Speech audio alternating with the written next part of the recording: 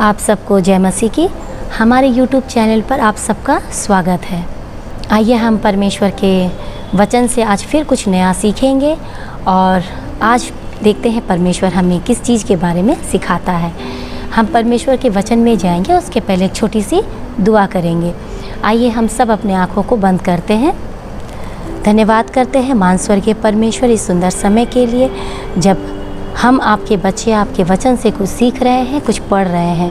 परमेश्वर आपका पवित्र आत्मा आपकी ज्ञान बुद्धि हमें दे, ताकि हम अपने ज्ञान बुद्धि और अपने विचारों से आपके वचन को न सीखें, आपके पवित्र आत्मा में परिचालित होकर, आपके आत्मा से अगुवाई होकर हम आपके वचन को सीखने वाले और बोलने वाले बन सके। ये दुआ यीशु मसीह के नाम से मांगते हैं, आमीन। आइए आज हम पढ़ेंगे मत्ती की पुस्तक से 5वीं अध्याय की 14वीं और 15वीं आयत 16वीं आयत। परमेश्वर का वचन हमें बताता है, तुम जगत की ज्योति हो। जो नगर पहाड़ पर बसा हुआ है वह छिप नहीं सकता, और लोग दिया जलाकर पैमाने के नीचे नहीं परंतु दीवट पर रखते हैं, तब उससे घर के सब लोगों को प्रकाश पहुंचता है। उसी प्रकार तुम्हारा उजियाला मनुष्यों के सामने चमके, कि वे तुम्हारे भले कामों को देखकर तुम्हारे पिता की जो स्वर्ग में है बड़ाई करे। यहाँ परमेश्वर का वचन हमारी तुलना ज्योति के साथ करती है। हम सभी कोई जितने लोग इस पृथ्वी पर रहते हैं, इस पापमय जगत में रहते हैं, हम सभी परमेश्वर के संतान हैं। हम सभी कोई परमेश्वर की ज्योति है। परमेश्वर का आत्मा हम सब में है। जो मसीह में विश्वास करते हैं वो भी, जो मसीह में विश्वास नहीं करते उनमें भी परमेश्वर का आत्मा वास करता है। हम देखते हैं कि परमेश्वर का वचन हमें बताता है कि हम जगत की ज्योति हैं। जो नगर पहाड़ पर बसा हुआ है वह छिप नहीं सकता। ज्योति क्या करती है? उजाला देता है। अगर हम अंधकार में एक छोटा सा दिया जलाते हैं या छोटा सा मोमबत्ती जलाते हैं, एक छोटी सी माचिस की तीली को जलाते हैं, तो वो पूरे अंधकार को चीरते हुए रोशनी देती है। उसी तरह से परमेश्वर हमें इस जगत के लिए, जगत जो पापमय जगत अंधकार से भरा हुआ है, परमेश्वर से दूर है, पाप में डूबा हुआ है, इस जगत के लिए परमेश्वर हमें उस माचिस की तीली की ज्योति के समान बताता है। जो ज्योति हमारे अंदर है वो है परमेश्वर का वचन। कोई भी व्यक्ति अपने घर पर उजाला करने के लिए कभी दिए को जलाकर चौखट में ही रखता है, उसे चारपाई के नीचे या दिया जलाकर किसी बर्तन से ढककर नहीं रखता है, क्योंकि अगर हम दिया जलाते हैं, उसे किसी चीज़ से ढककर रखते हैं, तो उस ज्योति का अस्तित्व खत्म हो जाता है, क्योंकि वो ज्योति प्रकाश नहीं देती है। ज्योति का अस्तित्व ही वही है कि ज्योति अपने प्रकाश को चारों तरफ फैलाती है। यहाँ पर हम देखते हैं कि दिया जलाकर लोग कहाँ रखते हैं? चौखट पे, दीवट पे रखते हैं, ताकि आने जाने वाले हर एक व्यक्ति को वो प्रकाश दे। क्यों? क्योंकि उनके पैरों पे ठोकर ना लगे। अंधकार में हमारे पैरों में ठोकर लग सकती है। इस पापमय जगत में भी हम उसी अंधकार में भटक रहे हैं। हम कुछ लोग जो परमेश्वर के वचन को जानते हैं, जीवित परमेश्वर को पहचानते हैं, परमेश्वर के वचन को अपने हृदय में रखते हैं, हमें परमेश्वर दूसरे लोगों के पास भेजता है। परमेश्वर ने इस जगत में सिर्फ अपने 12 चेले चुने थे। उन 12 चेलों को, जिनमें से एक को छोड़कर परमेश्वर ने 11 को ज्योति के समान इस्तेमाल किया था। उसी तरह से परमेश्वर आज हम बहुत सारे भाई बहनों को परमेश्वर ने चुना है, ताकि हम परमेश्वर के वचन को दूसरे लोगों तक पहुंचा सकें। परमेश्वर ने हमें इसीलिए चुना है ताकि परमेश्वर का वचन जो हमारे अंदर है, उस ज्योति को हम दूसरों तक पहुंचाएं, जो अभी अंधकार में भटक रहे हैं, जिनके पैरों में ठोकर लग रही है, जो आज भी नहीं जानते हैं कि पाप क्या है।